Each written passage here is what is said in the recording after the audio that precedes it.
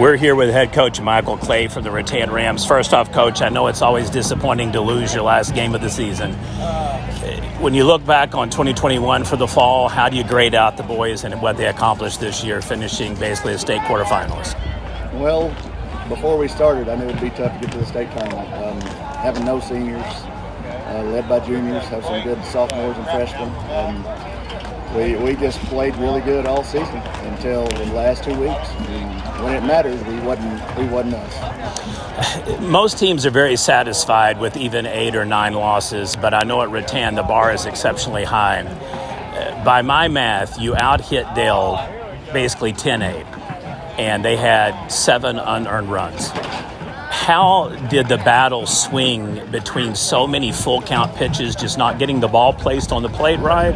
Bad calls, what was your thoughts on that? Because there were a lot of walks and wild pitches. It wasn't anything to do with umpire. That was all us. We just didn't have guts today. I mean, when you don't have guts to get on the mound and throw strikes, you're not going to win.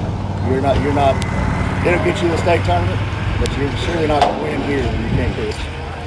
8th game of the year that you've played a top 5 team. I know you know the hitters list in Class A. It's a brutal classification. You've seen them all, number 1, 2, 3, 4, 5, and 6. How do you grade out the teams that you've played this year? Well, it's about, you have Oaktal and Silo that are probably a little bit better than everybody else. Mm-hmm. But in saying that, they can be beat on any given day. I mean, it's pretty even. I'd say 1 through 5 are all good teams. And even 7 and 8, 9, 10, they can beat you if you don't have a good day.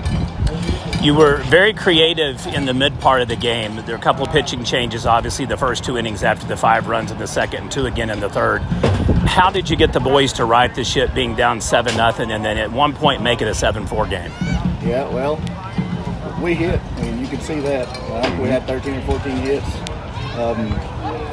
I think if it would have been a closer game, we'd have just had that little bit of pressure. I mean, it would have been just a little bit different. We just never could get over that hump. And I think that if we probably would have put up a 0 in the 6th, then I think we was going to win that ball game. Yeah, it was definitely a game of momentum, that's for sure. 7 straight runs, 4 straight runs, and then again, you end it with 4 straight. To close out the interview, fall baseball has always been a passion of mine, and I know it is for you.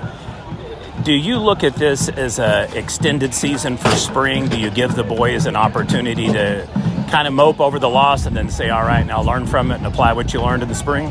Or is it just a new season altogether? You use the word mope. We've been all season long, me and Coach Thurman have been talking about sulking and moping and pouting around, and I don't think we did that too much today. That was what we all season. Don't pout.